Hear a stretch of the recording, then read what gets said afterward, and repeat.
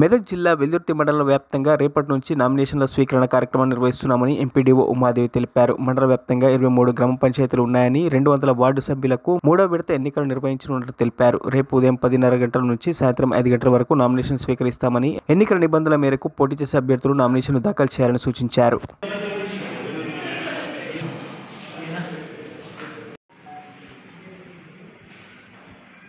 వెల్దుర్తి మండలంలో 23 గ్రామ పంచాయతీలు ఉన్నాయి, 200 వార్డు మెంబర్స్ ఉన్నాయి. వీటన్నిటికీ మనం 3వ ఫేజ్లో నామినేషన్స్ రేపటి నుండి స్టార్ట్ అవుతున్నాయి. 1వ తారీఖు నుండి 5వ తారీఖు సాయంత్రం 5 గంటల వరకు, మార్నింగ్ 10:30 to 5 వరకు నామినేషన్స్ తీసుకుంటాము. కంటెస్టింగ్ క్యాండిడేట్స్ ఏజ్ ప్రూఫ్ కింద ఆధార్ అయినా, ఓటర్ ఐడి అయినా, బోనఫైడ్ అయినా, ఎస్ఎస్సి సర్టిఫికేట్ అయినా ఏజ్ ప్రూఫ్ కింద పెట్టాల్సి ఉంటుంది. అట్లే క్యాస్ట్ సర్టిఫికేట్ ఉంటుంది.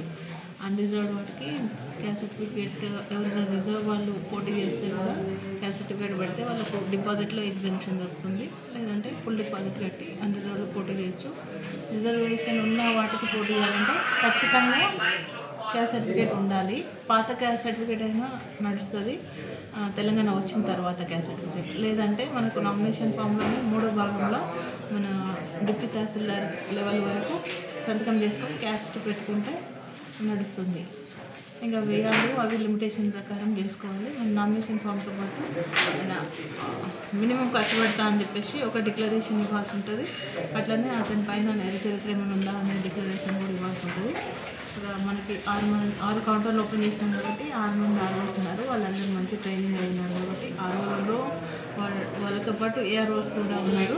మేము హెల్ప్ డెస్క్ కూడా పెట్టినాము, ఒక 2 పెట్టినాము, ఇంకొకటి కూడా పెట్టాలనుకుంటున్నాము. అప్పుడు నామినేషన్ ఫామ్స్ కలెక్ట్ చేసుకొని కరెక్ట్గా ఫిల్ చేసుకొని వచ్చేసి కౌంటర్లో ఇచ్చేయాల్సిందిగా కోరుతున్నాము.